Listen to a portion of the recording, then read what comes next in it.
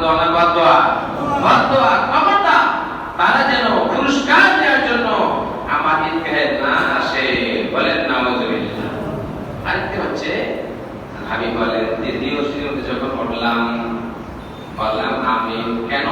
এই জন্য যে যখন দ্বিতীয় ওয়ারকে সিঁড়ির মধ্যে পা রাখলেন, জিবরাইল আমিন বলল, ইয়া রাসূলুল্লাহ সাল্লাল্লাহু আলাইহি সাল্লাম, আপনার নাম মুবারক শোনার পর যারা সাল্লাল্লাহু আলাইহি সাল্লাম বলল না, তারা হতভাগা। বলেন নাউযুবিল্লাহ।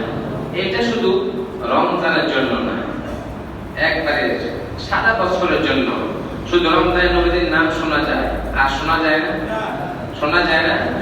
আযানে শোনা যায় না? জিকিরে শোনা যায় না?